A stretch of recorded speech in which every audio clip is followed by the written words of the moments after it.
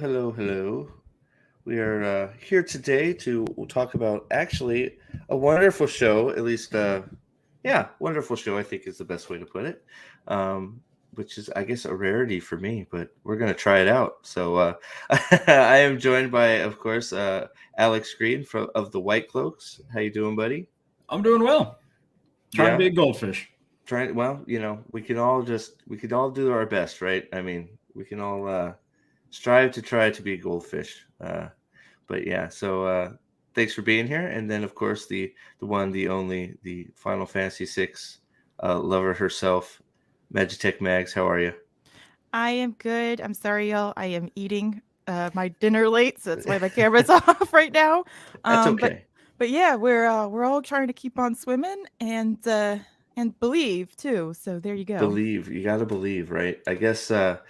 Yeah, so I guess it's gonna be pretty. I wasn't sure how really to do this because we are what, 3 episodes now into the season 3, which I know there's been some back and forth about season 3, so I'd love to get into it. But I guess my first question is, have you been watching from the beginning, or did you have to go back and sort of binge it? Like Alex, have you been on board since it started, or like where did your love for the show come from, and when did it start?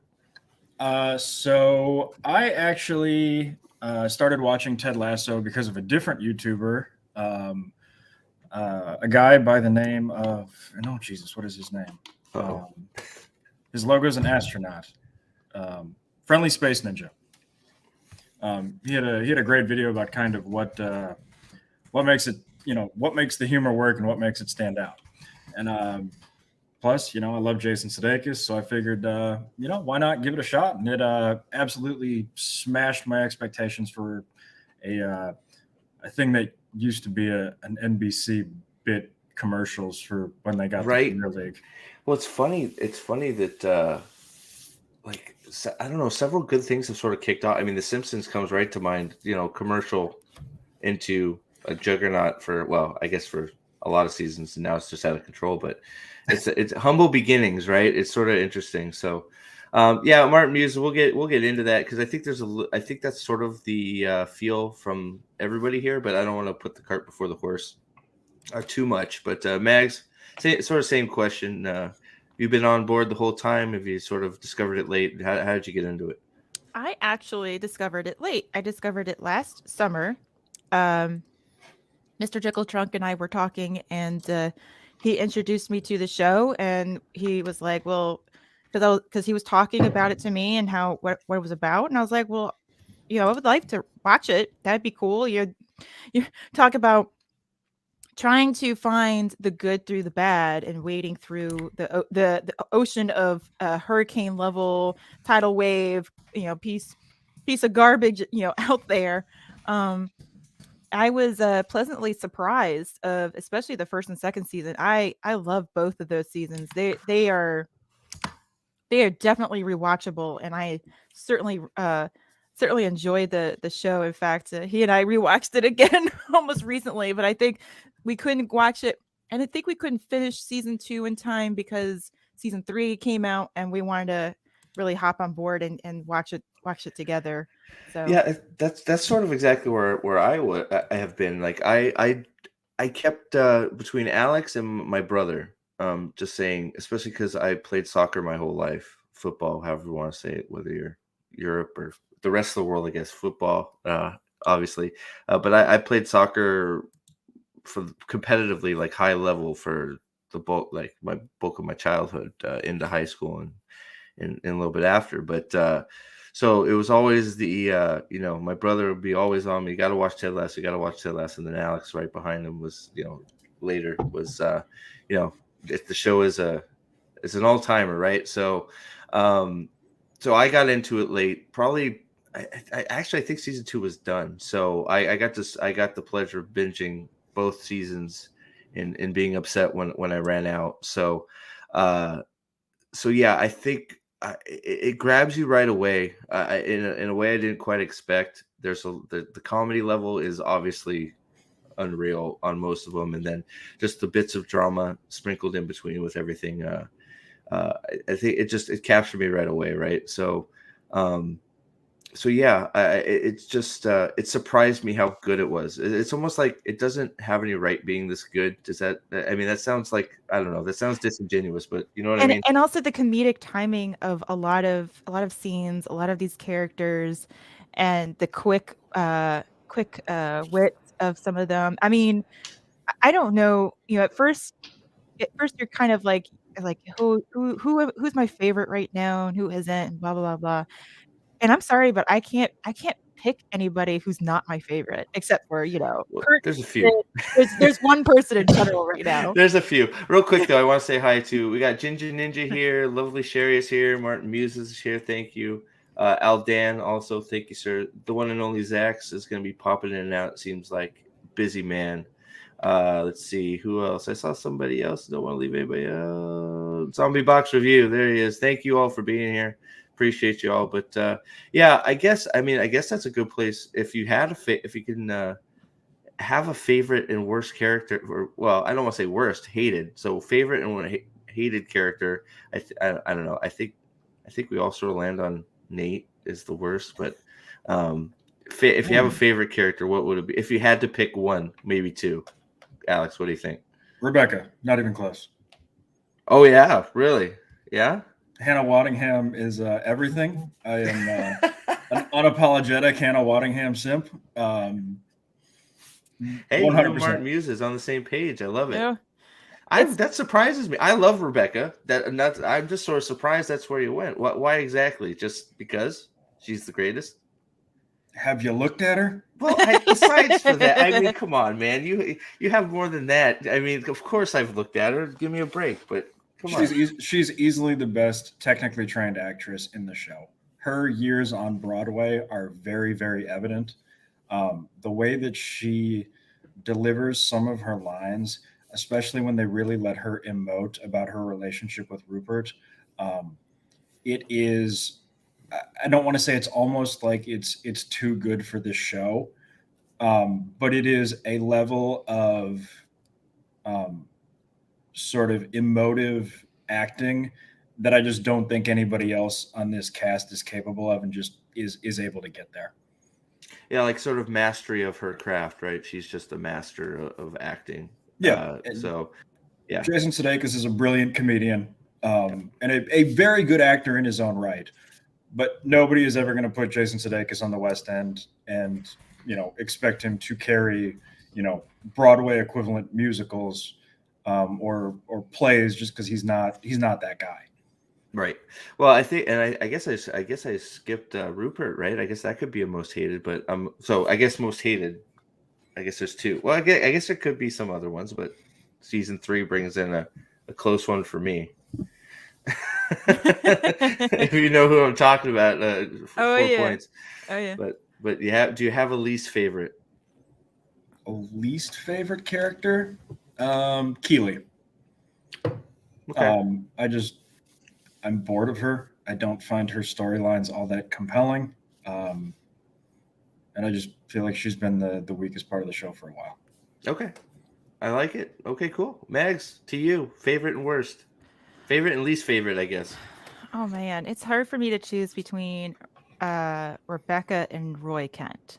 Oh man, Roy. I mean, Roy Kent's my favorite. It's hard. It's hard to pick between them because, how do I say this without getting a little too emotional into it? But Rebecca, she and I have something in common with narcissists. Okay. And relationships. Fair and so with her emotional journey, I feel it deeply. So there's that. And I love her emotional strength of trying to get past it all. And that it is a struggle. It is very, very difficult. And I love her character growth, her character arc, her character development, and all of this. At first she was just a freaking bitch in the beginning. But one of my favorite scenes is when she goes and comforts Ted when he's having a panic attack. Yes. And yes. I know specifically how a panic attack feels like because I've been there. Me once too. It is. It's horrible. It's not Horrible. easy, and that was my turn. I think that was her turning point for me in terms of the show. And that scene, wow, I'm getting into tears. Sorry. That scene just is makes her such a incredibly strong character too. She is, she had to be cold, and she had to shut herself down. She had to shut her own voice and her own person down because of this egotistical narcissist in her life who was overshadowing her and trying to change her and manipulate her and everything. And Well, and I think on but top of that, yeah, just to interrupt real quick, yeah. her Sorry, I scenes didn't with mean to be no, I love it. It's fantastic. No, stop. Why are you Oh my apologizing? god. I'm sorry you're getting emotional. Well, I'm not sorry. It's a good show. It brings those things up. I Yeah. mean, even though the third season hasn't been the greatest so far, and we'll get there. Like the scene with Ted in the phone call. You guys all know what I'm talking about. Yes. Because Yes. I've been sort of in something similar to that. I started getting the feels, but I think every scene with her and Rupert is amazing.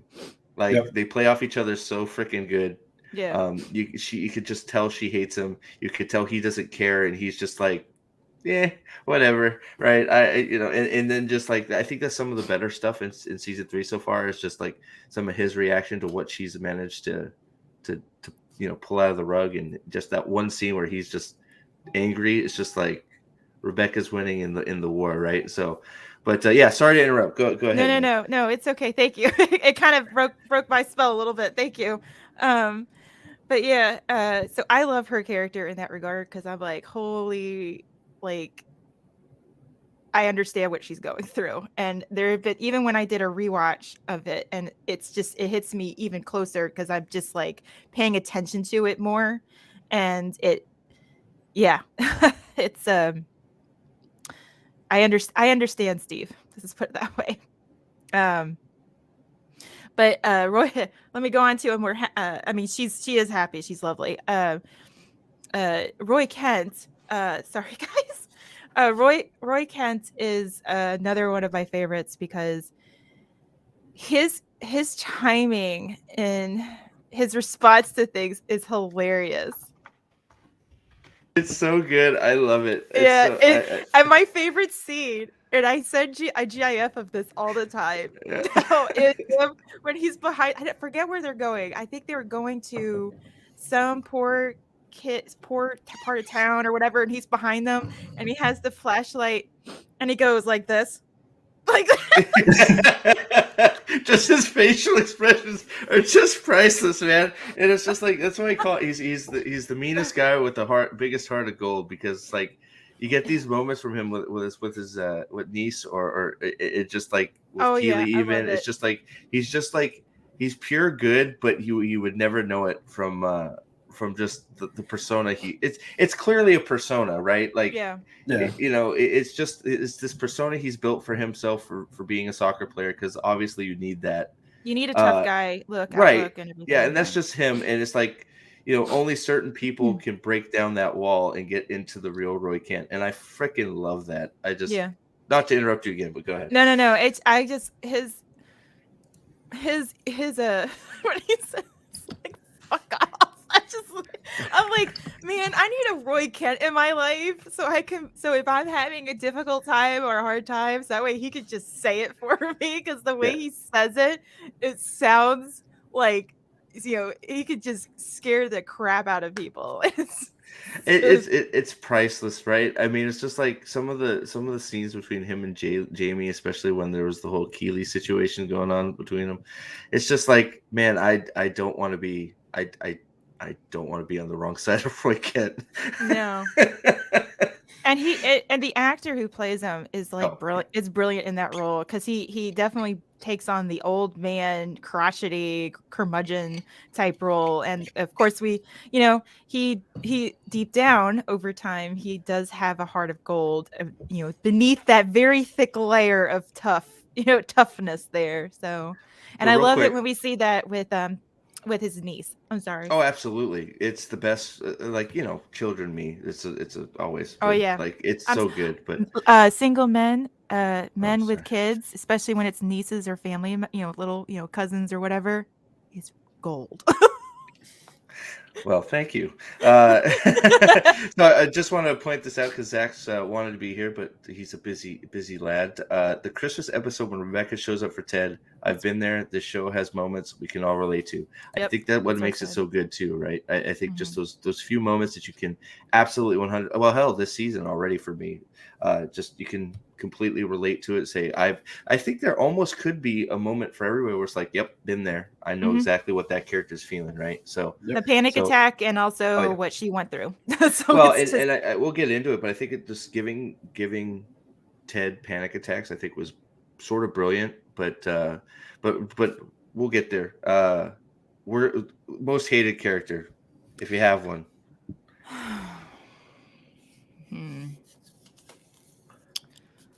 Most hated character. It's kind of shifted over time. I wouldn't say they're like, as far as versus most loved versus hated, like I don't really necessarily hate them. I guess I can say I dislike them. Mm-hmm. But it is kind of a toss up between Keeley and Nate. I think Okay. they're both equally annoying. I know there's some people who like Keeley, and that's fine, but this season alone for me right now has made my like of her Yeah. kind of plummet. They And haven't done very good with her. it's kind of like Keeley in the first second season has been like kind of like a steady maybe incline, but this season has kind of it's not. Yeah, I think that's fair. I think that's one of the things that Alex has talked about. It's a little too much time with Keeley, focusing on Keeley stuff in season 3 so far, but I don't want to put the cart before the horse. So I could see that. But I guess for me, current state Nate, the not so great, is the one I'm most annoyed with, just because he's a baby, and he was looking to be a little bit too coddled and all that at the end of season 2, and he sort of really becomes bitch made completely with how he treats the guy that gave him everything. Gave He's him a so shot. ungrateful. He's He's ungrateful. so ungrateful. The moment that Ted says anything other than you're Nate the Great, he goes into he becomes a complete bitch. Turns on him. The guy that took him up from being the Kit Man, who nobody paid attention to, gave him a chance, and gave him basically everything that he has. He turned on him because he didn't. He was busy in dealing with his own shit. How dare Ted have his own shit to deal with and not be able to build you up every moment of every day, right? So, Nate bothers me for That sounds like a reason. millennial, and I say that as a millennial, and I hate fellow millennials. Yeah. So Nate bothers me for that reason, and we'll see where that goes. We'll see. I have I feel like there's a few predictable storylines happening right now that if they're going to come to a natural conclusion, since I didn't know season 3 was going to be the end, but I think there's a few that are sort of going to work themselves out exactly how we think they are. Maybe not, but we'll see. But favorite for me is definitely. I mean, I don't think there's any doubt. I mean, I love Ted. I love Beard. I love all those guys, but no, I was gonna say Zava, but I can't. If Zava's only been in one episode, I can't do that. Well, 2 technically, but it has to be Roy Kent. It's just I don't think he's got so many just great scenes, and the guy is just doing the work, right? And for all the reasons Mag stated, and maybe even more, just and then he's got a fight song, right? I mean, how can you not like a guy that's got a fight song? It's the best, right? So definitely Roy Kent right now is my favorite. It just he great character, fleshed out in so many different ways, so many not to be tropey, but so many layers to Roy Kent to unpack. So so yeah, so let's see where so I guess I guess so. If you haven't seen season 3, we might be getting into some season 3 spoilers now, I guess. I guess the first thing I want to ask is, how do you actually, this might surprise you, where do you think Roy and Jamie's, how do you think that's all going to pan out? Roy and Jamie's relationship that was now built up here at the end of the last episode. How do you think that's going to come off? I guess we'll start with Alex. Do you have any feelings about where that might go? So I think inevitable conclusion to this season has to be that Zava Bails. The wheels fall off. Yeah. Mm-hmm. That's sort of what that character does, based on who he's, based on. And then, Jamie has to then once again step up and, basically be the guy again. And, he and Roy's 4 a.m. training, I think inevitably has to, pay off. And they've now reached the point in the season where, they're not going to get relegated again. They've won enough games. So if they're not going to get relegated, then they have to win if the, season is going to mean anything. Because I don't think the season ends with, and then they finished 9th of 20th and everybody was happy. Right. They have to win or lose. Well, yeah, I think it's inevitable, West Ham and, Richmond are going to be AFC sort Richmond, of 1 and 2 and going for the title Premier League title, right? Mm-hmm. But is that sort of how you're feeling, Mags, about that how that's going to work out? It's going and I think it's funny how they introduced that whole situation. You could tell that Roy was noticing Jamie Tartt's attitude, and here Jamie Tartt has grown. There has been significant growth in his character. He's still a selfish prick, but he understands he's really toned himself down and he's really grown up. And it's right. It's selfish for other reasons, where he notices that the whole Zava thing is he probably doesn't think this way, but he probably realizes this is not going to be a good situation down the road, and he needs to compete to be able to say, hey, I can be a team player here too, to help affect the team. Now, I know it could be all for selfish reasons, I get that, but I mean, that's part of the ego of being an athlete anyway. You do it for the team, but you do it for yourself too a little bit. By doing it by bettering yourself, you also help better the team. You give your team a chance. Now, I think it'll be fun and interesting to see how the two of them play out, because Roy is very intimidating, and Jamie, even though he's not intimidated by Roy, he can Roy stares him down and kind of can say, sit down, like you're not above me. But I think it'll be interesting. I wish they had added an extra layer to it all, where it could have been really fun. And if, like I said in our group chat, like Zava having in his weird way, flirty thing going on with Keeley, and that would have been an added layer to the whole dynamic of both of them competing against Zava, because not only does Jamie Tartt have something to gain, but so does Roy. So it would have been a little bit more interesting as far as like an added layer or onion to it. But Zava doesn't seem to be that kind of character as far as what I saw this last episode. Yeah, he seems to be weird and flighty. So. Yeah, well, I mean, and maybe some of that might still be coming a little bit, but no weird and flighty. Go. Okay, come on, Alex, go ahead. Zava's going to be weird and evil. Yeah. Oh, this would be good. Why? The line about the avocados. Yeah, he's gonna send a bunch of avocados to the restaurant and make him change it, right? Yep. Because he likes avocados. Yeah. Yep. He's gonna make it. If you pay attention to the scene with Higgins mentions Zava's avocado farm.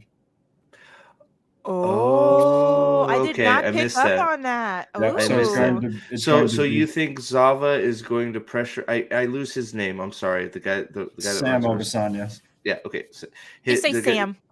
Sam. Yeah. Sam, so he's going to pressure Sam into what? Changing his menu and including avocados to try and get people there, or is it going to be something to do with Shanty? Oh, Shandy. Shandy is on my top hated above Nate. Just saying.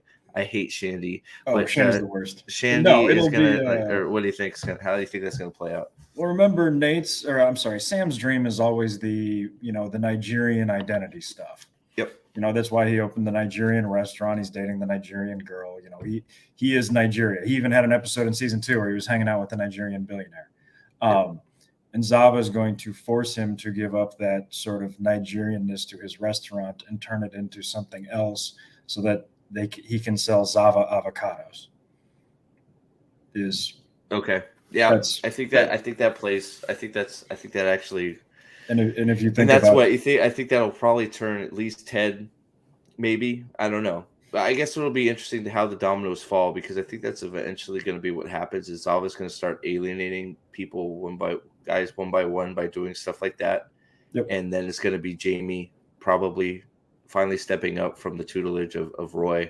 Mm-hmm. He's going to sort of step up and look at Roy or they'll have that knowing glance or something, and Jamie's going to like give the boot to Zava, is going to go have a talk with Ted and be like, you remember we talked about this. We don't need this asshole. Yep. We got everything we need right here, right? So I think I like the avocado angle. I was sort of, I'm like, I knew something was happening with the avocado. Yeah, I didn't quite pick up on that. Good call, Alex. Because I remember him saying something in the restaurant, but I don't remember the farm part.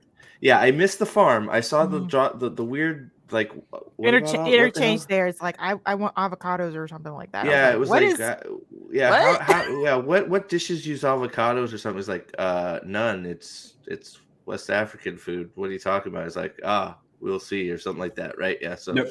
Yep. Yeah. So I think there's a few things I think. So I think that's going to happen with the Kent Jamie thing. I think actually Jamie's probably going to be the one to encourage Roy to get back with I Keeley. think that would be an interest. I actually think that too, because I think because go ahead. Jamie Roy is a grown up, whereas Jamie is, if you really want to talk about stages of life, he's probably like that. Just out of college, having to work, and he's trying to figure his own self out. So that sort of thing. And actually, I think that's kind of his age in the show anyway. Wait. There's no talk of Megan Rapinoe here, please. Stop that. That's a bad word in this channel. Yeah, that's actually a curse word. That is a curse word. No curse words in the form of Megan Rapinoe. Thank you very much. Sorry.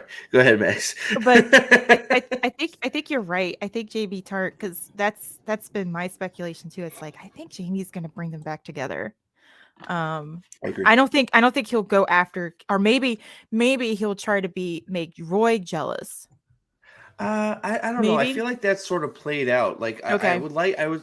I mean they could, but I would like more they almost take on almost mentor. I mean the mentor, father, whether it's mentor mentee or father son sort of relationship, like a brother. Yeah, brothers, thing. Right? Brothers and Jamie, because you're right. Jamie's still juvenile, but he has changed like by miles, right? And part of that is already because of Roy. Yeah, a big part of it is because of Roy. So he's done a lot of growing up because of Roy already, and I think there is that level of respect between both. I don't think Roy would have offered to do what he's going to do with Jamie if he didn't see it in him that he could do it, and two, that he didn't have a level of respect for Jamie at this point now too, right? So yeah, that's true. I would like to think that that's going to be reciprocated in some sort of conversation where Jamie says, "Stop being daft. You guys are good." Stop. Well, he's gonna say, "Stop being poopy." Or whatever. Yeah. Stop being poopy. Stop being poopy. Yeah, something like that. And let me tell you, I went to work and I was dealing with a lot of like issues at work, and I'm like, it's poopy. Stop being poopy and just go get it back. What are you doing? Right? No, that's my headcanon. That's what I hope happens. Is he's just like, Roy, stop. Come on, cut it out. You guys were great together. She loves your niece. What are you doing? Like, cut this shit out, right? So I hope that's what happens there.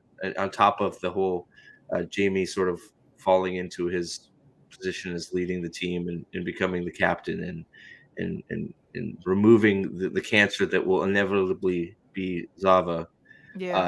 going too I- well for it to keep going that way. I definitely think Zava, whatever he's going to do externally outside the team with what Alex thinks as far as the avocados are concerned, he is definitely going to cause issues within the team. Right now, yeah, they're winning. That's great, but you need to have a good team effort, team balance. And right now the team is very much all about just Zava. Is it Richmond or is it Zava? Like, what is it? Like, is it Zava's team or is it Richmond team? So exactly. And it already, well, and that's showcased by him rearranging the board. All that's important is him up front. He didn't even try and position the other. He just clumped them all together, Zava, right?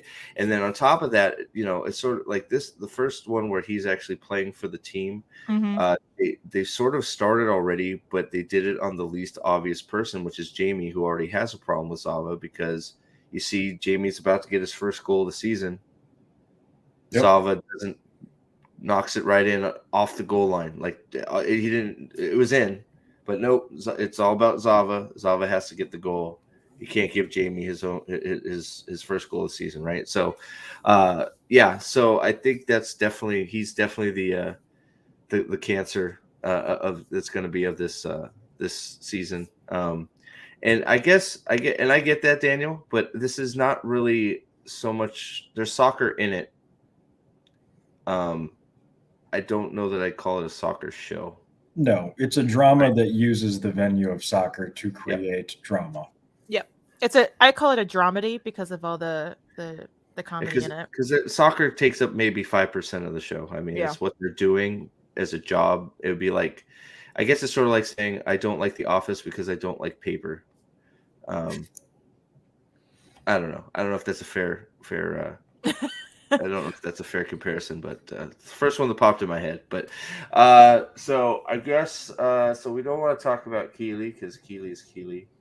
Oh, well, we could talk about her a little bit and what's been going on. I don't want to talk too much, but it's just like, go ahead, because I don't even know what really is going on. Do you think Shondi's going to try and take over her company? I don't know. The whole situation of the PR firm and her, I am glad for her that she's building something out of what she's done in the past. However, I don't know where she can go from here. Like, it just seems like the whole storyline just seems like a drag. Like, it seems like, okay, where is this going? It doesn't seem like it's a dead weight. It just seems like a dead weight story where you have no idea what the possibilities are and where it's going, because now she has an assistant that's shadowing her. And I'm like, so I don't even like her assistant either. Her assistant's annoying.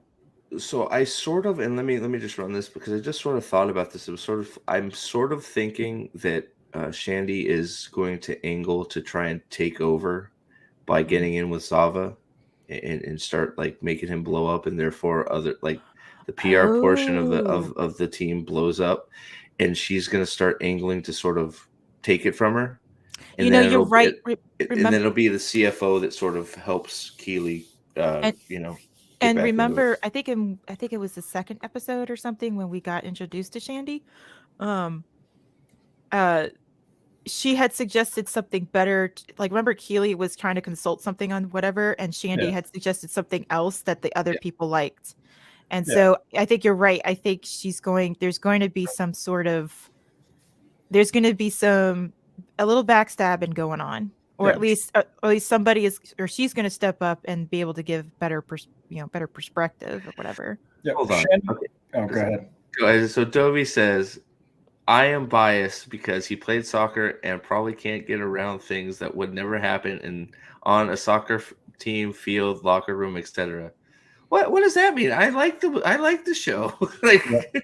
I will also say that I think they do a fucking fantastic job of keeping the drama semi-realistic. I've heard people say things like, no one is actually as annoying as Jamie Tart is in season 1. And I just want to tell them, you clearly have never met anyone who is 19 and a professional athlete, because they are exactly that annoying. Exactly. If anything, Jamie Tart may be a reduced down version of what that is. So let me tell you, I met, for me in college, I met plenty of guys his type, like just who are completely think that they know it all and you think women are have that ego. Oh man, men also too. They're both equally have that.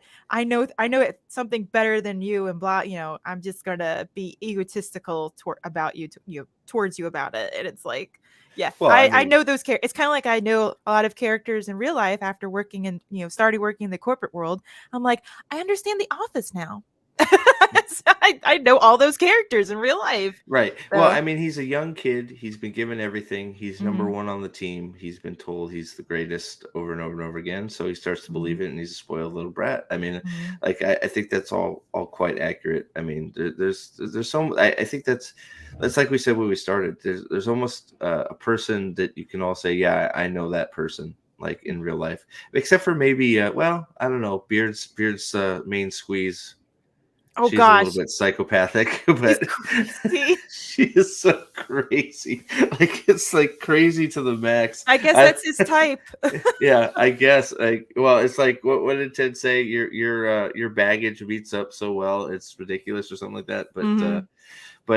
Yeah, so yeah, so I don't know. I think Jamie is just the right type of spoiled in most of the first two seasons. Well, the first season more than the second, right? He comes, he has some hardships in the second season, but Mm. I do, yeah. So I think Keeley's gonna have her own fight. Yeah. It almost sort of Shandy is to Nathan what Keeley is to Ted. Yep. so it's almost building up like a season of people fighting for what's rightfully theirs, I guess, or what should be theirs. Because you got Jamie fighting for control of the team. If Keeley has to fight for her PR firm, then that's her fighting for somebody trying to take over that. Ted is now fighting Doctor what's his face Oh for his my wife. oh my goodness, that's a work Wow. client ethic Like issue. how do we feel about that one? So like, go ahead, Max, go. Like, go. Yeah, That is I felt that was crazy. when that came on, because I was like, who? Because I was we're talking to Mr. Jickletrunk. I was like, who is this? Like, this is his oh, this is their family doctor. And I was like, Yeah, that's an ethical issue. Oh, yeah, what the heck? yeah. The fact that And of course yeah, he's going to react to that, because here he's the guy that was supposed to be on their side equally, not, no, one side or the other. He was supposed to be there for both of them equally. And he's with his ex-wife. So of course he has a sense of betrayal going on. I don't blame him for reacting the way he did. well, yeah. It's like, okay, it doesn't really matter how long it took for this relationship to develop. It's a doctor client. Yeah. You know all the baggage now. You're Yeah. cheating, and it's unethical. It's not even borderline unethical. It's unethical. And yeah, I'm not surprised it sends him into a panic attack, into a spiral. Luckily saved by some well placed goal scoring from Zava, but yeah, that's where that's where in the episode I started getting some feels. It's like, oof, man, like what a blow, right? You're calling to just wish your son happy playoff game, and boom, just get some asshole on your phone uh making voices because he thinks you're a telemarketer. What a whew, man. And then just, I don't know, I didn't quite like her. I guess her reaction was right for the shock, and of course, like, I fucked it, this is fucked. I guess she wasn't lost on that situation, but I don't know, the whole thing just made me sort of like be like, god damn, what the fuck, right? I don't know. What is that? How you felt? I don't know. The voices in particular to me was the thing that got me, because that was the exact sort of goofy thing that Ted would do if he were in that spot. Like it was, she replaced him with basically functionally the same person. Yep. You know, uh, that was absolutely brutal, and I feel for the guy. Yeah, Even though he's a fictional character, I feel for yeah. the guy. Yeah, Well, because we've all been in that betrayal situation that where it's like you chose. It's kind of like how I described it is like it's not the same, but it's similar, so everybody can understand this. It's like if I broke up with a guy and my best, it was a bad breakup, and my best girlfriend and him start dating. it's kind of like, what the freak? Like, you were listening to what I was, having to deal with, and you decided to go with him. Like, what? That's Yeah. kind of that would be my reaction. Yes. Well, and then just how he, I'm surprised he's able to keep it together. I mean, good on Ted keeping it Whew. together. Give his son that dad a boy before he almost falls apart. So that was a tough scene for me in this latest episode. I'm trying to think of, I guess this all sort of encompasses the first few episodes are more just trying to figure out what's up with Zava. I guess let's see what else could we talk about? Yeah, I guess what do you guys think about Zava's entrance to AFC Richmond? I thought it was actually done pretty well, and then just his his his locker room shenanigans. I don't know, like just all of it seemed like right on par. Right, like he doesn't show up to his own celebration, and he's of course where is he sitting?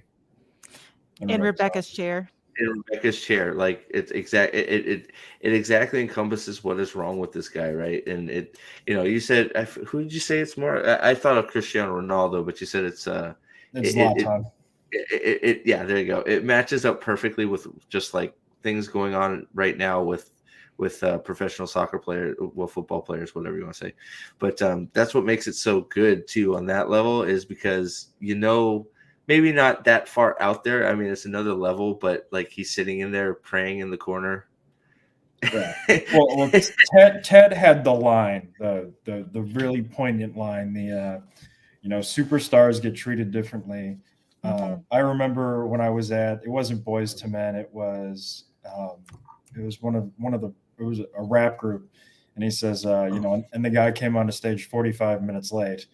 If a guy who wears a clock the size of a dinner plate walks in 45 minutes late, it's not about time. It's about showing that you're in control. Right. That's exactly what that situation was. So do you think Ted's prepared for what's about to go down? I guess it sounds like he sort of is. I think Ted understands what Zlatan is, but I think he's You mean also Zava? I'm sorry, Zava. Yes, it's that close, huh? Dude, I was watching it with one of my friends this evening, and he legitimately said, "Dude, this is so accurate to Zlatan, like they're gonna get sued." But no, he basically said, I think he understands what Zava is, but I think he's also been fairly transparent about it that, coaching a superstar is different. They play by different rules. And so, we brought this guy in. I now have to change my coaching style accordingly. And it's kind of like bringing in LeBron James. Yeah. Well, you're not going to. Yeah, that's exactly what it is. And I think how he handles Jamie is right too. It's like, look, he's here. We gotta try and we gotta play this out, right? We gotta see how it works. Thanks for coming in, right? And that's why I think where Jamie's going to go is going to sort of connect with that. But we're here. We're obviously paying him a lot of money. He's a superstar. I whether I agree with you or not, this is where we're at. So we got to sort of play the hand we're dealt, and obviously it's working out right now. But we'll see, right? So, but I think that was all handled well. I think he's definitely the prima donna. I couldn't the cross legs in the corner with stones in the hands. Yep. I just lost it. And then what was it? Somebody made bird sounds. Yeah. To get him out of it. Was that what it was? I don't remember what it was. Yeah, so. I think it was. It wasn't like the major, like, big, the loud whistle. It was, he just did the like that or something. Yeah, right. It was just like the littlest thing. Sorry, I'm having camera issues. Yeah, I laughed my ass off. And then Danny has just completely like what was the scene where Danny comes in behind him? It's Danny, right? Yeah. Yeah. He's just doing all his motions while I saw it. Like, I freaking lost it. He's just replicating all of it. It's like, oh my gosh, he's become a mini Zava. I love it when Zava goes in the middle of the huddle and everyone's touching him, and then when they break up, Beardo goes like, yeah, I know, they're all like, Like, oh my god, right? I'm Yeah, like, he's such a freaking weirdo. Like, I don't know. I it's think so out there. it's so out there. I feel like it's gonna get annoying after some point, though. Like the Uh, whole bit. For me, I think it will start to get annoying. Like I it will think it's just gonna deteriorate fast. I would yeah. imagine. Like I think it's gonna like. I think this was like. I think this was like the love session for Zava. This was the peak. Okay, this is why people want Zava on their team. Yeah. And then it's going to that now the rest of the season is going to be all the negatives that come with having this guy around. And why he plays for a different team every year. This is why it's like, okay, we get a boost, and then he just destroys the locker room because he's so egotistical and everything's about him. So I think this is the best. I think the rest is just going to be a downhill. Probably one or two characters an episode are going to be wronged by Zava till the whole locker room is against him, and then hopefully Jamie steps up. But yeah, I don't know. The guy's doing a great job. Like it's so believable. This guy is the biggest prima donna soccer player on the planet. It was like jumping up the tattoo scene with Jamie. He gets up there and he's it's looking behind at him. Oh my gosh, I feel like Jamie in that regard. I'm like, I feel like Jamie watching this dude. I'm like, he's already look. I know I know maybe people like him or whatever, but he's already getting on my nerves. Like I'm already like Zava. Yeah, I'm already getting done with him. So Yeah, no. Yeah, I'm definitely on Jamie's side with this. It's just like, and plus I already, you can see where it's going. It's like, yeah. you're right. It's like, it's in the honeymoon phase, right? We're winning. It's like Alex said, it's like not being, having to be pushed back down. That's a big deal in the Premier League. So the fact that they're not going to be regulated down to the first league again, that's huge, not only for money, but just for everything. Right. So, they're all on a high because like, all right, we got 6 wins in the books. We're definitely going to be Premier League.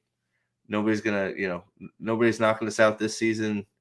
And I think they did a good job of just putting it in the right spot where they could probably keep winning with him screwing stuff up, but then they're just going to have to get rid of him, I think, because they got to.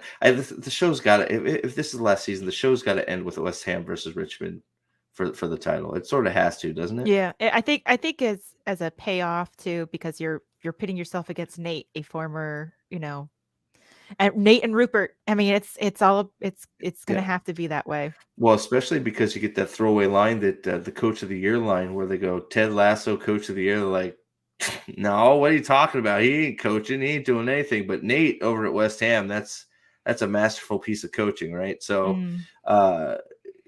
everything's building to that thing. But then you got Zava in there that's going to be thrown up the mix. I wonder how much of an effect it's going to have on the winning, I guess. Yeah. Probably not much, I guess. I don't know. I guess we'll see. What do you think? Go ahead, Alex. I've been talking a lot. You're muted. You're muted. You're muted, bro. Shit. I don't know. The one thing I will say, the only reason that I'm not 100% confident that that's how it's going to end is the first season. The first season ended with the, that final match against Manchester City. And, they needed the win or the tie to stay up. And they got the tie, and then they ended up losing when Jamie put in the goal in the last second. And that was really sort of a downer ending. So I could see them doing it's not a championship. It's the friends we made along the way that matters.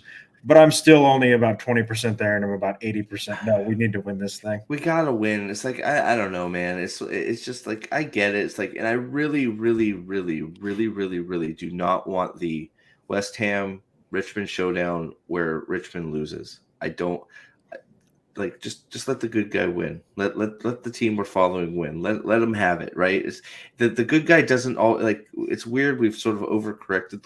The good guy loses a lot more than the bad guy.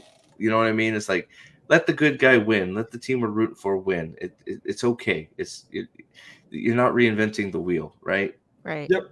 So I don't know. I'm trying to think if I've missed anything from this. What have I missed? Oh, we need to talk about the one of the best characters in the show. Okay.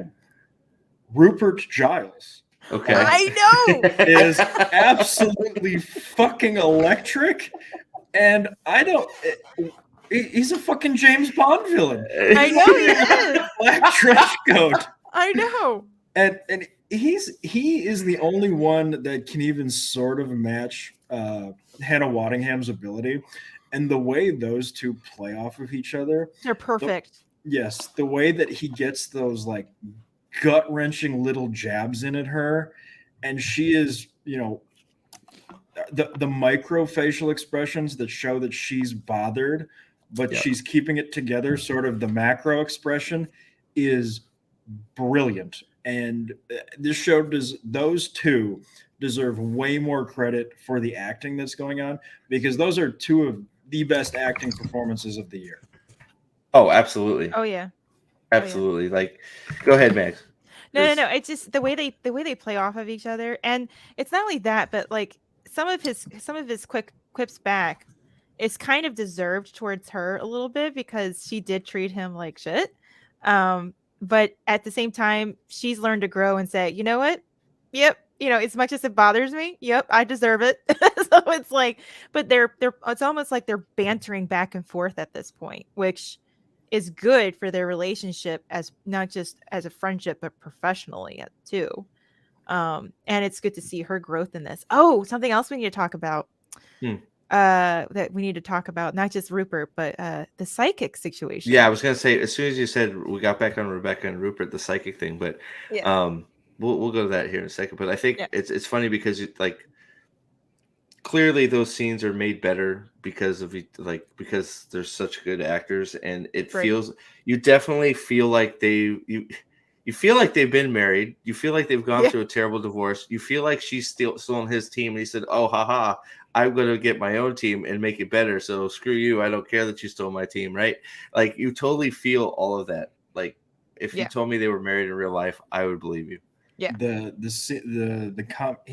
didn't say it in this most recent episode, but there was one in season 2 where he basically says the same thing, where it's like, a man has to mature, and every once in a while a man wants to trade it in for a younger model. Oh, and God, that was it's just such a slap in the face to her, and he's just so. He just does it with a smile. It's just like, oh yeah, it's like, you son of a bitch. I know. But you know what I love about some of that stuff too, especially when Ted's been around hearing this stuff.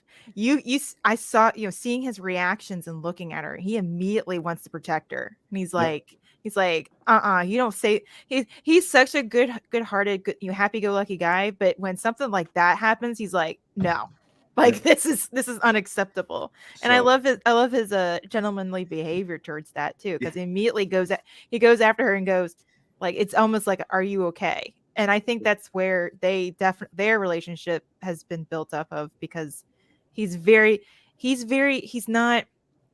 self-centered. He's very aware of his surroundings and the feelings of others, as much as we don't want to be like, feelings are, in hallways, but it's more like he's very aware, and he's very conscious about how people are feeling, because that's important for a team, by the way, how people are feeling. If people are not 100%, the team is not going to do good. That's all I'm going to say. Yeah, absolutely. For me, the scene that will always define the show is the dart game, where Rupert is such a dick to her. Oh God, Rupert. And then Ted, the destroys darts. him. Yeah, the be curious, not judgmental scene, where if you'd have been curious and not judgmental, you would have known that I played darts every day, after school with my dad. He just keeps going like this, and he said, and then he goes, and also I'm not right-handed, and he just it's just like, dude, that was so good. Oh my God. I love that scene. Yeah. And I think that definitely cemented her trust in him too, because she was, she was super helpful towards him, of course, with his panic attack, but that I think solidified for her, like, oh, he's on my side. Because can you imagine, you've had, the person that you've been married to, that you're supposed to love, never had your back. Isn't that sad? But then here's another man, not that I'm saying it's a love interest, but another man who actually has her back. That's hard to believe sometimes. Yeah. Well, I have, so something just popped into my head. So since we're talking about Zava pissing off people one at a time, and the biscuit thing came up while he was at the desk. Do you think he's gonna steal her biscuits? Oh, maybe. It could be. Do you think that's what's gonna be the thing for her with Zava? Is he's gonna continuously steal her biscuits that Ted religiously makes for her? I don't know why I find that so hilarious that that's the thing. But it's just he comes in and just like he's already there and he's like, oh well, I thought Rebecca would be here. He's like, oh, I'll take those. He's sitting at her desk eating her biscuits. It'll be like, you didn't eat my fucking biscuits, bitch. Like. I could see the thing that being the thing that triggers it. Like, there's been all of this build up, and she's just like, guys, we're winning, we're making money. Let's all just shut up. Yep. And then she does that, or then he does that. Just that's well, yeah. It's like Ted's like, dude, the locker room's a mess. I'm gonna have to sit him now. This guy is just out of control. She's like, no, we're winning. We're almost at the top. We can't do it. We have to stay the course. Ted, you got to do whatever you got to do. And then he comes and he's just sort of standing there with the box of biscuits and like having a biscuit in the mouth, yeah, or even that, or like Ted comes in the room or Ted's there, they're talking, he hasn't given her, he comes in, it's just like, oh, biscuits, and she's like, this guy's out of control, we gotta get rid of him. It's like I don't know why I find that so hilarious, but I think that would be freaking gold. Oh boy. I can already see that there's going to be, definitely issues between the two of them, because immediately she had, of course he's sitting in her chair and everybody else is like, oh, it's all fine. And she's just kind of like, huh? Like, this is unacceptable. So the psychic, what do we think that's just her getting back together with Sam thing, or do we think it's something else? No. Do we think she's going to end up with Ted? No, I don't think she ends up with anybody. I don't think they're romantic. Ted and her have not shown any romantic feelings, although I don't know. I mean, they've been friends. There was the family drop.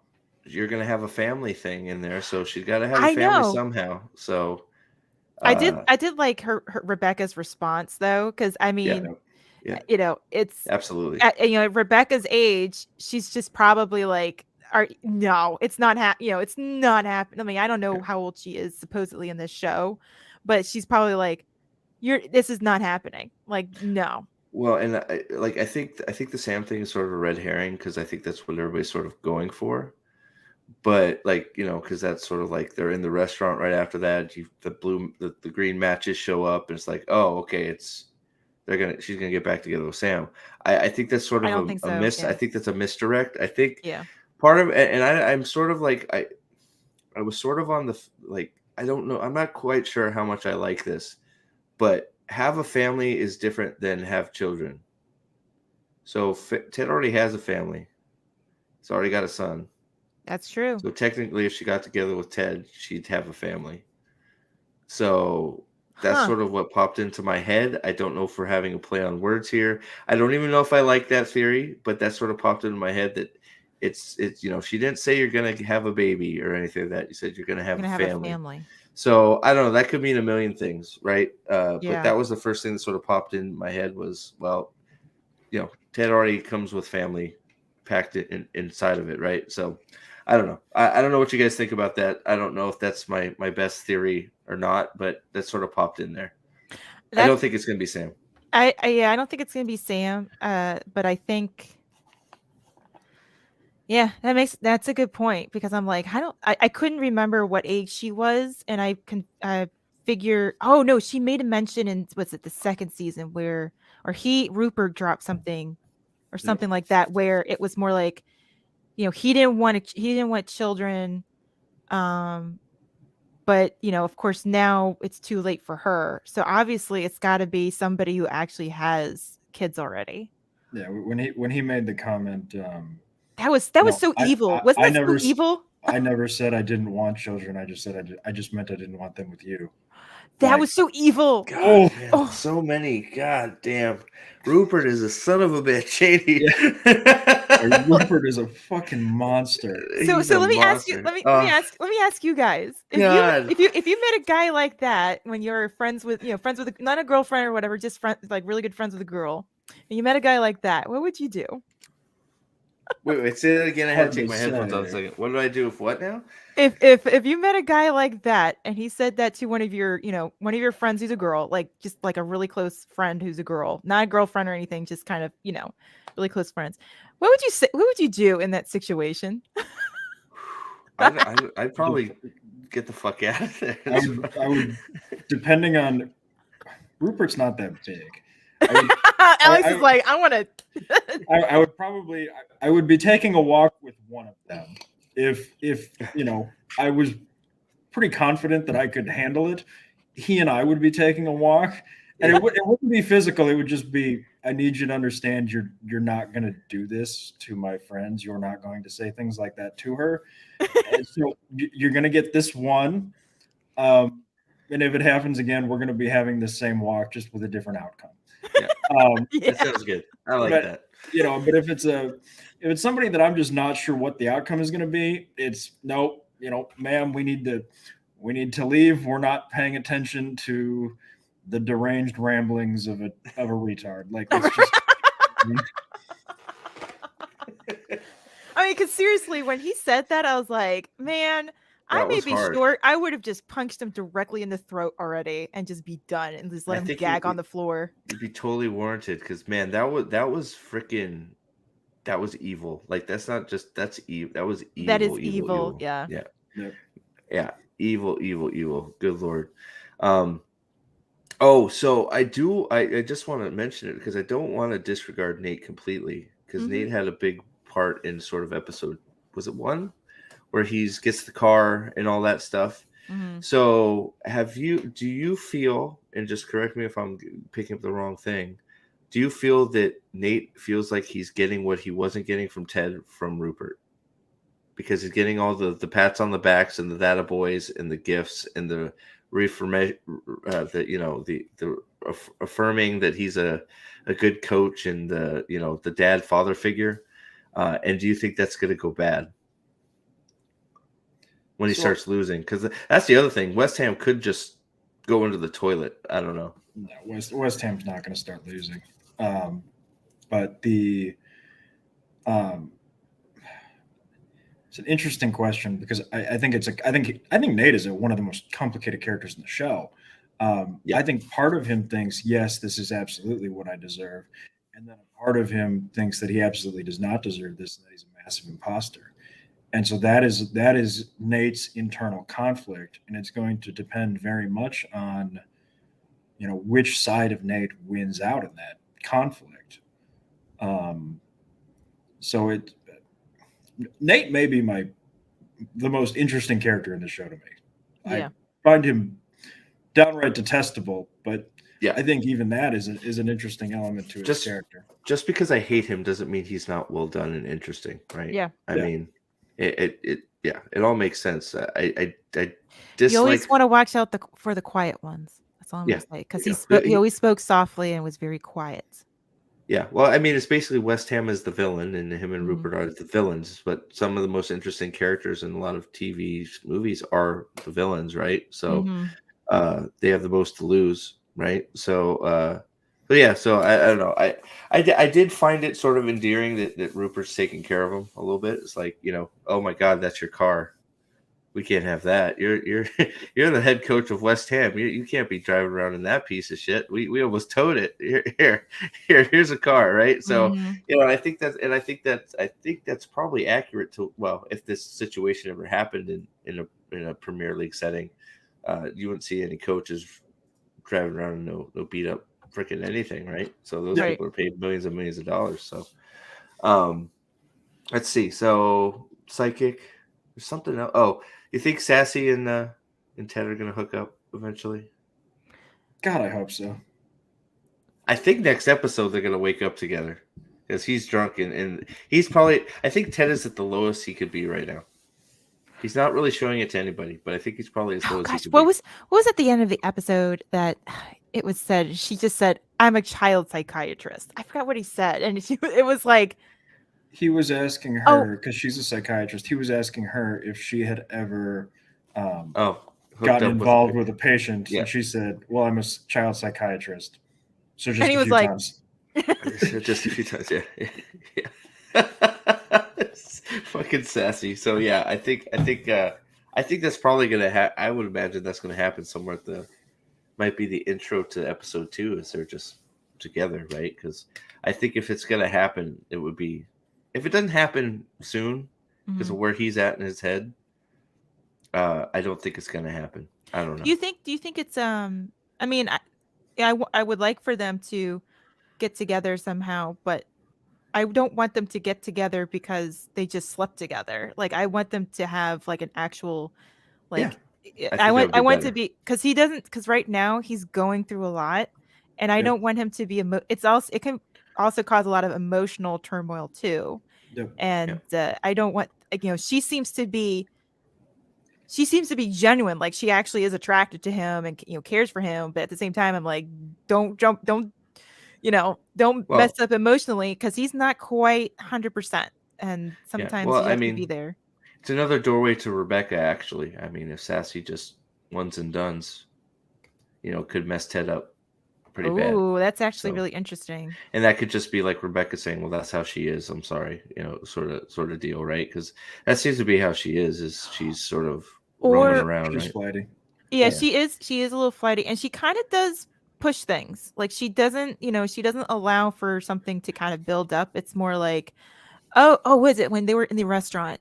She was like, I will do a walk around, and if he's not there, then I will find somebody else or Attempt whatever. to climb Mount Zava. Yeah, Mount Zava, that was it. Yeah. So I was like, that's a little iffy, and I'm like, Ted is the type that needs somebody who's stable, and yeah, you're right. It could be Rebecca. The way I can sort of see this going is they hook up because Ted is an emotional train wreck because of his ex-wife. She basically says, you need to figure your shit out. When you figure your shit out, call me. And then, at the end of the season, he's worked through his shit, and then, they get back together and live happily ever after. Based on sort of the signals that I'm seeing, that would be my prediction. Okay. I like that. I'm fine with that because I think Sassy and Ted together is a good place. I could see that happening, and I would like that. And two, I think Sassy doesn't seem to be the type that's, she might be flighty, but she's also, I don't think she's evil. Like she doesn't have any bad intentions. No. I think it's more like she's attracted to him and she's a free spirit. Yeah. Right? Yeah. I don't think she's, I agree with you. I don't think she's bad by any means, right? Yeah. She's kind of funny. Sassy's great. Sassy's fantastic. So I guess one thing we haven't talked about is what we had. I guess we should.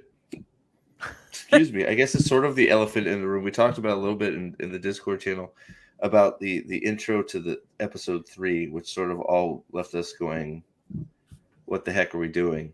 With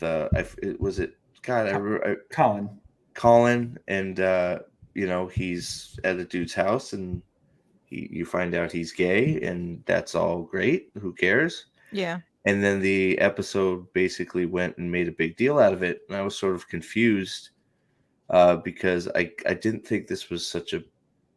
I didn't think. I mean, maybe I'm not, and I said maybe I'm being naive. I don't know, but I didn't think being gay was that like a coming out trope again. Yeah, I just didn't. I thought it was like played out, and it was like we're doing this again. Maybe it's still a stigma in a locker room. I don't know. Maybe it is a big deal. I don't know. What do you? It didn't like. It wasn't like, oh my god. Like I didn't slam something around. Oh my god, what are we doing? It was just sort of like, what are we doing? Like why? Like what's going on? What's happening here? So go ahead, Alex, because you had some good points. See, one of the things that kind of frustrated me about this was I was very complimentary of the way that they handled Colin being gay in season 2. Yeah. So I was a little bit like, I was actually I gave them a lot of credit at the time. I was like, wow, they handled Colin being gay in a subtle and nuanced way. They didn't make a big deal out of it. It was, really good representation. They basically treated it as it was almost as significant as the fact that Colin likes sports cars that he can't drive, from the first season. I kind of forgot that. I forgot that. I'm like, what? And I rewatched it. So that's why I said I guess I just didn't care. Like some things just kind of care about more than others, and maybe I just didn't care about that. Oops. Yeah. Anyway, go ahead, Alex. Yeah, so I really enjoyed that about the second season because it's something you almost never see. And then, to see them kind of handle it like this, I was just a little disappointed by it. And it was, they didn't make a huge deal about, his relationship, in the cold open. They've done sort of similar cold opens with other characters. Right. But it certainly, they made a point to do it. So, I didn't hate it. I didn't think it was whatever. It was just, I didn't like it as much as the first time they did it with this character. It's kind of like, are they doing this? Like, why are they doing this again? Like, we already, like, now when you reminded me of that, I actually looked it up. I was like, okay, yeah, that's. Yeah, I mean, do you have any, like, I want your take till I initially just say what I have to say, because I'm not like all like angry about it. It's just like, what are we doing? I guess for me, and Alex made a good point in the group chat that we have about, we want to get to know some of these side characters a little bit more. But my point is, we only have 7 episodes left, and if they're going to try to, they've already added Zava, now they've added Shandy, and they're adding more character stuff, and I'm just like, I'm looking at it as time wise. I'm like, okay, I know they can do a lot with other things, but if you're going to be lingering on one thing than the other, because I did feel like this episode was a little bit slow. Like some, just, I don't know what it is. Like they could have cut down maybe 5 minutes of certain thing, like a minute here, a minute there, something. And it might have been the pace might have been a little bit better. I thought the pacing was a little off. But with this sort of situation, like, again, I didn't care. I thought the cold opening was fine, but it just seemed like they just kind of kept.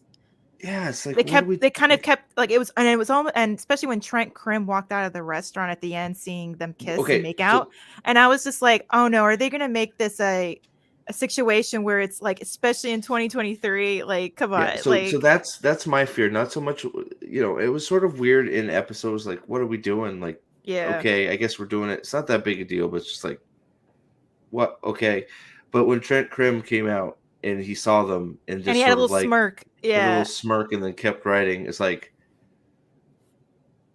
okay, are we coming back to this when the book comes out, and then that's going to be the thing, or is he going to write an article, or like, because he's writing a book, he's not going to go to the papers, right? So yeah, maybe he will. I don't know. There have been a bunch of authors that did stuff like that, like H.G. Bazinger did the original Friday Night Lights while writing for, I believe it was the Boston Times. He did a week at the Odessa Permian High School. The guy that did a season on The Brink was writing for the New York Times when he was embedded with the Baltimore Ravens. So it's pretty common Yeah. So I think it becomes a question, a morality test for Trent Krim. Does he write the huge, like an expose article that outs Colin, or is he a member of the team? And I'm going to be interested to see where they go with it. Because I could see it going both ways. Trent Krim is, again, an interesting character as far as, what really drives him. Like, I feel like we know him pretty well, but yet for some reason I don't know what he's going to do here. Yeah. Well, that's another interesting thing that, Trent Krim being sort of embedded, we'll see. I guess we're not going to really know what he's thinking. I did like the whole Roy Kent thing with him because of the, that's just another piece of baggage that Kent got over, just having that discussion with him about the bad article and all that stuff, right? So I thought that was, I like that relationship between the two of them in the earlier episodes. So I thought that was good. But real quick, I think there are a few things on there, Trip, that are worth it, especially right now. This being one of them. The Tetris movie, I enjoyed. I enjoyed the Tetris movie a lot, and I think there's a few other ones on there that I feel like are really, really, really good. Succession is on HBO Max, my man. But sorry. Oh, I'm sorry. Yeah. You're right. Yeah, sorry, but yeah, that's Succession's worth it for HBO Max. But I would say even if you just did it for a month and powered through a few things like this and Kind of like a few movies, but kind of like when there's like a free like week or month or whatever, and then you just kind of go, "Oops, I'm gonna leave now. I didn't like yeah, it." yeah, Wink. there's enough there that you can get some good TV out of it. I haven't seen Severance yet. It's one I might see. I don't know. I've heard it's decent. So Severance was what I meant, not Succession. Severance, okay. So Severance, and I don't know about Is it Blackbird or something? I heard that's decent. I'm not sure though, but I think there's some stuff on there. There's also a Charlie Hunnam show. It's an Indian. He's in India, like doing Australian things, like that. I can't pronounce the name, Shantamaram or something like that. I don't know. It's a good show too. But there's stuff on there that's, especially if you haven't watched any of it, you'll I think it'll be well worth a month or two even. Yeah. So I don't know. Have we missed anything that have I missed anything that we haven't talked about? I'm trying to think. Jamie, Keeley, Ted. We haven't. Ted is. We talked a little bit about Ted, but yeah, I guess not. It's very weird. There's not a ton going on with Ted yet. No, and yeah, I haven't.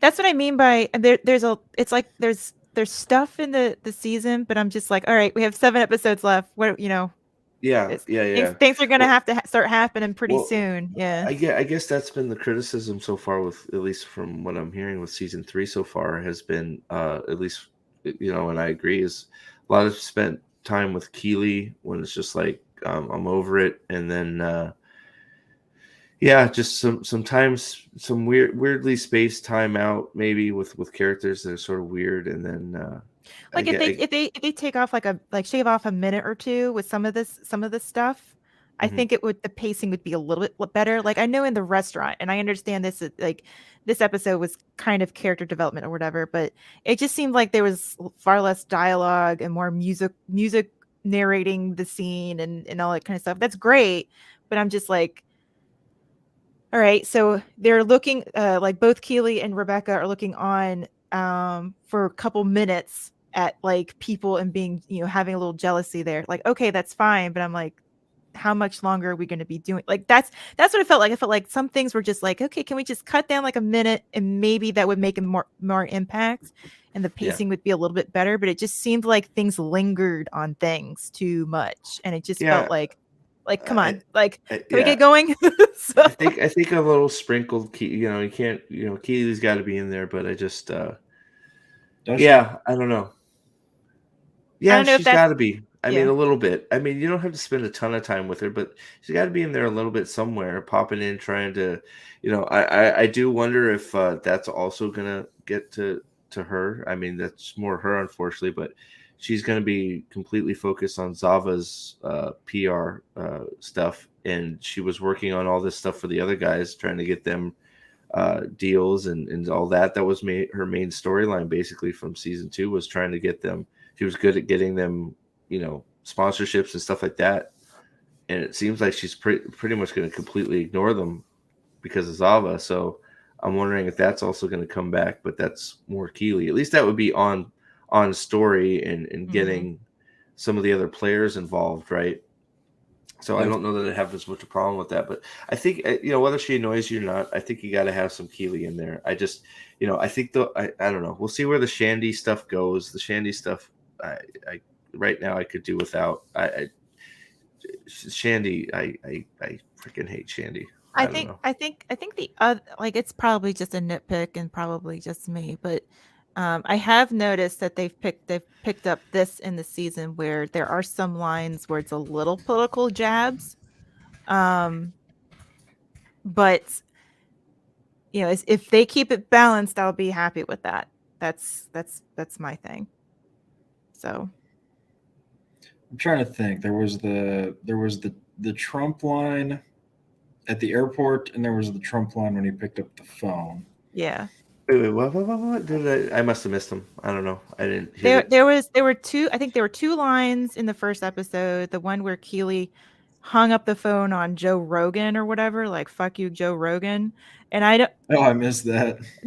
I When I heard remember that, that. Yeah. well, the way I heard it, because I was like, again, these are just like very isolated lines, so it's kind of weird that they would. It's kind of one of those things where it's like, why would you put that in there? It's kind of weird. Yeah. Because first of all, I'm like, Joe Rogan wouldn't pay attention to her. So No. it's like it just seems so very weird and off-putting. But the way she did it, the line, the way She's just talking to herself. There's nobody on the line. yeah, there's Sorry. nobody. I'm like, because she said she was like, she looked at it was like the phone on the desk, like she wasn't even having the phone near her ear. She was like, "Fuck you, Joe Rogan," or whatever. And the way she said it, I was just like, that sounds really like forced. Like the way it was, I was like, why couldn't they just choose somebody else or whatever and just Yeah, why Joe? Well, because yeah, Joe why Joe? Rogan's popular, I guess. I don't First of know. all, in reality, he wouldn't be interested in her. No. It's like she's Yeah. a nobody, so it's like why? Which And is, then- in defense of that one, if I was trying to establish that someone was big time, Okay. I might use Joe Rogan, not out of a sense that I don't like his politics, but out of a sense of he's the biggest name in new media. Yep. That's true. He does get more views than pretty much, or more listeners than anybody else. Yeah. So, Yeah.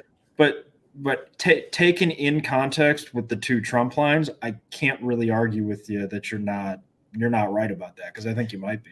The only way that works.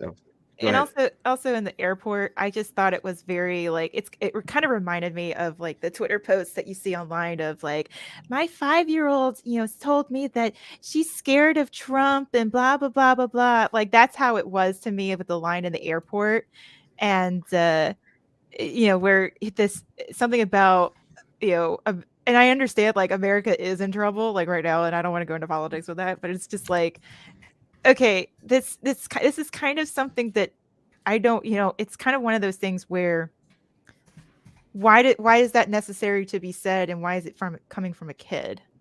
I don't know. It just seemed a little. I remember that. It just seemed a little off to me, and I'm like, here I am listening to the show, and then that line comes up, and I'm just like, where did that come from? The only way that the Joe Rogan thing works is like if she called him and he's just like, "Who the fuck are you?" and she's like, "Fuck you, Joe." Yeah, that would have been funny. Like, yeah. But the thing is, it didn't. The scene didn't start off that way. It was more like the scene started off with her just saying "fuck you, Joe Rogan," as if they needed to put that in for reasons. And I was just like, why? Again, it's just a few lines. It's a nitpick, but I'm just kind of like, all right. It's enough that it's sort of like, ugh. Well, I kind of like after going off of like season 1 and season 2, I just kind of went like, huh? Like, yeah, it's like, yeah, where did this? It's sort of like, where did this come from? Well, right, and that also with the gay stuff, it's just like, what is happening here? What are we doing? Like this, you guys. When you guys did any of this stuff, which was very minimal, you were doing much better. Why is it now like this? So thanks, Zach, again for becoming a member again and getting your dragon pin back, sir. Appreciate you, buddy. But yeah, I hope I don't know, the gay stuff is going to come back around as some sort of scandal, and I hate that. I wish they wouldn't do it, but it's just going to happen. Well, it's kind of for me. If it's going to be another like coming out of the closet trope and scandal, like, oh my god, it's like we've seen that, we've heard that so many times in media now, or at least have seen that in shows and what have you. And it's kind of like, all right, this is starting to get old. I think we've gotten past this. Why are you harping on this again? Like, why are you beating a dead horse, basically? Exactly. That's where I was at. It's just like, why are we doing this? So, and I can understand if it might have some story value, but I'm like, are we doing this again just for the sake of? I don't. That's just me, and I'm just kind of like, okay, cool. They're together. Like, why? Like, why? Yeah, great. Okay. He's got a gay friend. Great. They're okay. I don't know why we're here again. They seem to like each other a lot. They seem to be getting along. Okay, good. Yeah. Why are we here again? I don't know.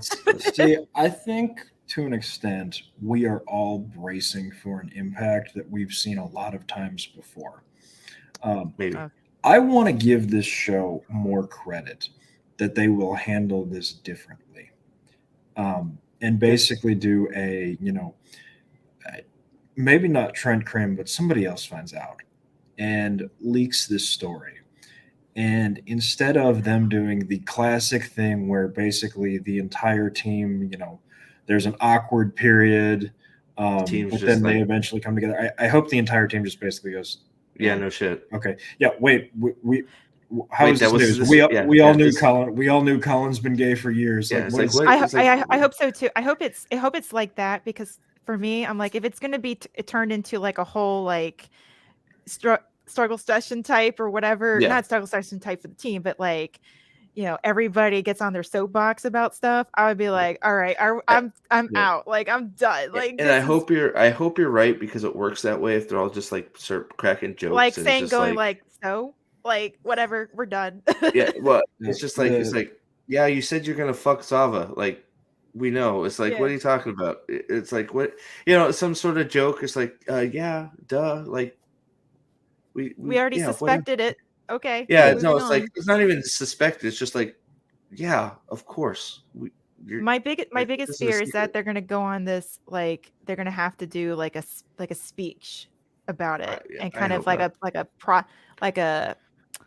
I mean, I think that would be like the best a way. preaching session about it, and that's what my biggest fear, because I'm just like, I don't yeah. really care, and I don't think the audience cares. But if you're gonna do a preaching session in the show about it, it's kind of like talking down to the audience a little Yeah, bit. well, it's just Yep, like, they're- the best they're- way to do it is just have an article come out.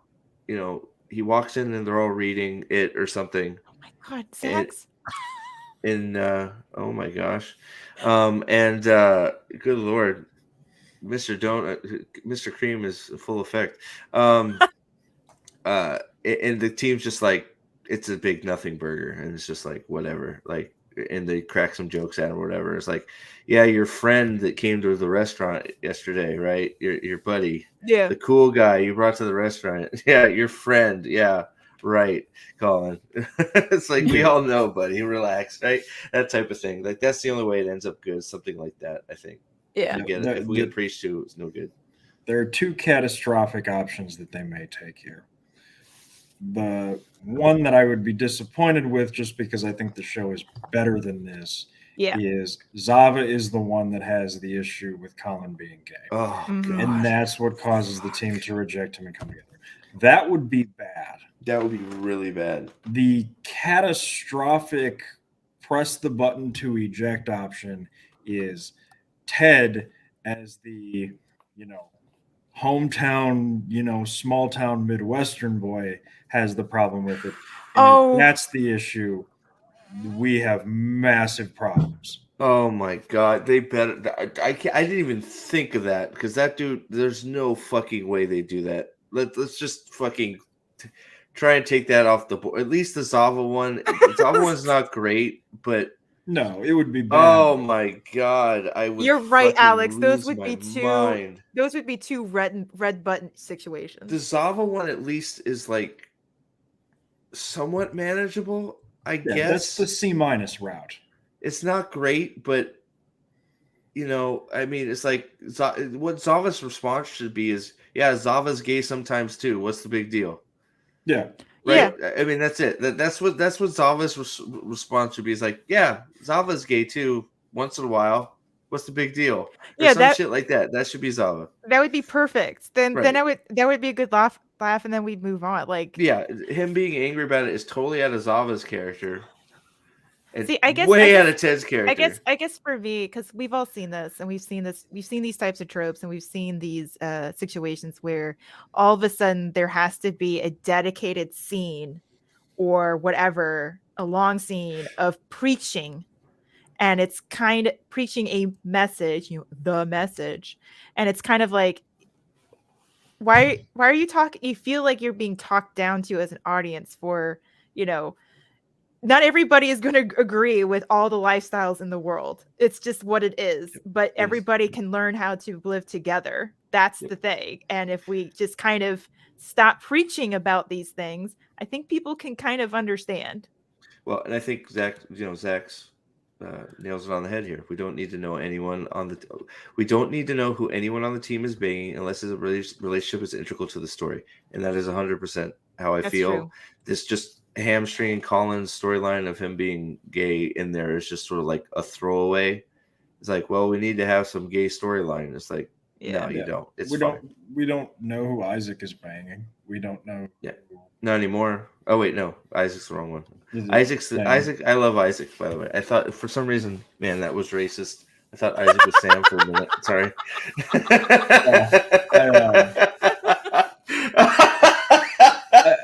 Sorry. At least I know at least I acknowledge it. Sorry. I think that's the point too. It's like, how is this? Okay. So right now we've got several different storylines going on, but is it affecting the main story? Like, is this what's important to the main story? And right now, our main characters are obviously Keeley, Roy, Rebecca, Ted. Beardo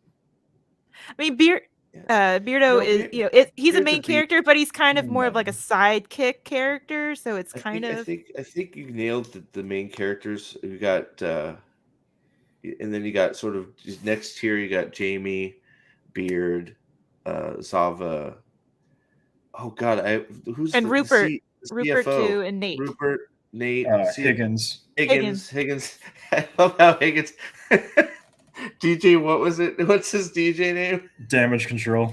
Damage Control. Damage Control. I love his relationship with Rebecca. It's so good. Yes. How'd it go? Not so great, but whatever. The bit from the first season. Okay, am I the only one that kind of misses evil Rebecca? A little bit. I mean, a little bit. I like nice Rebecca, but evil Rebecca too. Yeah, of course. When Higgins was like asking her a bunch of questions, and she hits him with the line about, "Hey Higgins, aren't you the one that regularly snuck women to my husband behind my back for several years?" Like, man, I miss the Rebecca when she would just savage people. Yeah. Oh, yeah. Well, I think that was on. I mean, she sort of did that to the psychic. I mean, a little bit, but that was more emotional. But that, I mean, well, she's she's Ted has broken her down a little bit. She's a nice person, but she can still get into a fight, man. Like, she can. She's so great. Yeah. But it's not every conversation she's leaving somebody bleeding. Yeah. Exactly. But I get it. I do at points miss evil Rebecca, but I like nice Rebecca. So yeah. So I think we've done pretty good. I don't know. I don't think we've missed anything up till now. No. I don't think so. So I think I don't know how much we want to go into. I guess we've already done some predictions of where it's going to go. Jana, if you're still here, I think we're done with spoilers. I don't know. There's my hand gestures. Hold on, I'll put it in chat. So I guess I don't know what I would like to keep talking about. Obviously it would be more season 3. What's going on centered. I don't know if you guys are up to I don't know. Maybe I don't know that we should do every episode, but maybe give it a few episodes and reconvene to see where we're at. I don't know. What do you think? I'd do it every episode. I love talking about this show. You have no idea how much I love. I mean, I'll do it every episode if you guys want. I don't know what you guys got going on. I don't want to be that guy that takes over your whole life. Next weekend is Easter, so maybe 2 weeks then. Yeah, maybe 2 weeks would work for me. I know that might be 2 episodes, but I think that's okay though. I think that's good. I think 2 episodes is good. Maybe we can actually sneak Zach in here. We'll see. I know he is the busiest man on the planet, but I think 2 is good, and I don't, especially towards we're ramping up towards the finale. If we all have time, and we could do one, maybe get some more people watching the show. There's been a lot of interest in here. I was hoping maybe some other people would find that. Hopefully they still do that watch the show, have already watched the show. Jana and Martin Muses were in here. They seem to have watched it. So thank you both for coming. And Cope was in here, a few others. So I was glad to see some newer not newer faces, but people coming in. And I think if you're wondering, or if you're this is it a must watch? I think yes. I think especially with the state of TV right now. Yes. This is a really good TV show. If you're somebody that enjoys watching TV, that's smart, makes sense, will make you laugh and make you think. I think it's a must watch. So we'll have to. If this show were 3 points on the overall score lower than it is, it would still be a must watch just because I swear to Christ, this might be the only optimistic show on television right now. Yes. So that alone makes it a watch for me, and I it should be for everyone else. The other thing is, think about how critical Steve and I are of literally everything. Like, I think I'm the rage baiter around here, right? I mean, come on. Wait, okay, Alex, have you actually broken keyboards? No, I've never broken a keyboard. My second broken one somewhere around here. That's right. His rage is more like chill rage. You can see the veins going. Mine is the outburst. But so I will say this because a lot of times right now.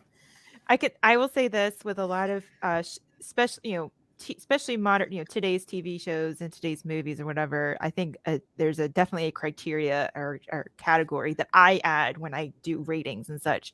Does it check the rewatchability factor? And for me, yes, it absolutely does. Because even when I rewatched season 1 and season 2, even though I missed some things, thanks Alex, it's like, it is rewatchable. Like I still laugh at some of the other, some of the same funny parts, and even some things that I picked up on, like I think in season 1, especially, that I was just like, that makes sense now. Like, what? it is a really good show, and I think at least right now we're okay. Yeah, we're okay. Well, still seasons 1 and 2 are still very good. Even this one takes a dump. It makes it hard, obviously, to watch a whole show if it takes a dump. I am still confident, like Alex, right now, that they're not. I'm hoping that with it seems like it appears they have the intelligence to be able to handle things well. But of course, that is a wait and see. Yep. In addition, so the rewatchability thing is great. I'm gonna give me 1 second to get into that. Yeah. The people that get like afraid of the soccer aspect of it, I promise you guys, you do not need to know anything about soccer to watch this show. Nothing. Let me tell you, I'm not a soccer fan, and I'm watching this show. I think that's the point, because season 1 and 2 4 times because I watched it myself and enjoyed it. I showed it to my sister, who knows nothing about soccer, and we watched it together all the way through. Mm-hmm. Then she showed it to my mother, so we had to watch it again with her, and then I ended up watching it again with one of my good friends. So, like, if people watch the first episode of the show and want to watch all of it, it's that good. And I think that's, just to interject real quick, Ted doesn't know anything about soccer. Yep. The main character doesn't know anything about soccer. Basically, Ted is us. We're like, what? Ted is like the move that the owner makes of the Cleveland Indians in Major League. Yep. Hires the worst person she can think of to run her football team to try and run it into the ground. That's Ted. He literally is an American football coach. He knows zero about soccer. So if the head coach of the team that is the story of the show doesn't know anything about soccer, you don't need to know anything about. You're basically him learning things as you go. And there's not even real. There's soccer in it. Let's be real, but it's not. It doesn't revolve around everything. And I do have to say, I'm offended by your comments, Lady B. I like plenty of stuff. I just don't like hot garbage. Trip, you two, you guys can go sit in the corner. I like lots of things. I've said a bunch of things I like tonight. So yeah. But so I think in Zach's, if we can figure out a way to get you on, thank you. I know you want to be on. Maybe we can figure out a time slot where we can all be here and everybody's not asleep. my man. So we'll keep working towards that, because I think 2 episodes is good, and then if it's ramping up, we could try and do one depending on how we're all doing. So right. And I will be interested. 2 weeks, ladies. You both said you're gonna watch it. I want to Lady B and Trip. I'm talking to you two. Get it done. No, I kind of helped them get the tools to watch it. Let's just get it that way. Oh, is that what all the DMing things was? That wasn't steamy pics or nothing? That was okay. I get it. I get it. Yeah. So I think once you start, you won't want to stop. That's my prediction. It's Yeah. good stuff. But yeah, I'll be interested to see what you guys have to think next time we start talking about it. So any final thoughts before we take off? It's so far so good. Of course, we're always going to be hopefully they'll, like Alex has said before, hopefully they've established that they have the emotional intelligence and stability to be able to handle things pretty well, and let's see if they continue to do that for going forward. Of course, with anything, there's always going to be precaution, because we've seen this in media before where it seems like all of a sudden things just kind of turn around. So hopefully hopefully they'll go in the right direction. We have our hopes. We don't have the trepidation like we had before. So Yeah, there's been nothing. They haven't. Season 3 hasn't started out guns blazing like the other two, but there's nothing quite yet that's been like, what the fuck is happening? I still think season 2 is a little stronger. If you want Yeah. to do comparisons between the seasons, for me, I think season 2 is a little stronger compared to all 3. But of course, we could be surprised. I will remain confident right now. So we'll Yeah. see. See, We'll it's see where it okay. goes. I don't think we want to get into this now, so I'm just gonna toss this grenade in here and then leave. Or I'm going to ask Steve to end the stream then. Okay. But, season 3 is significantly better than season 2 is at this point. Ooh. Oh, Wow. interesting. All right. Well, I didn't get to watch all of them again, so maybe I'll have to start over if I get some free time. So watch it all. I planned to watch them all before this, and then all of a sudden it was on. I'm like, dang it, I ran out of time. So yeah. Okay. Well, we'll see. Too much Keeley it is for Alex. Yeah, he likes Gotcha. Keeley. He likes Keeley secretly. Too much Keeley. Keeley overload season 2. What can I say? So, all right, guys. Well, thank you for being here, and we will find a time in 2 weeks to reconvene. Hopefully, plus a Zaxy poo. And thank you again, Zax, for rejoining the Dragon Swarm membership. I appreciate it. Thank you all in chat, Trip and Lady B. I really, really hope you like it. I think you will. Anybody else that is considering watching it, I hope you like it. I think we're trying to steer you right here, trying to point out the good things when we can. So I think this is definitely a plus, and I think you're going to enjoy it. So let us know in two weeks. And Aldan comes in roaring with an all hail the Lord freaking dragon. And I think that's where we go out. Thank you guys for showing up, and we'll see you soon. Have a great night, guys. Bye. This is where it doesn't end for 5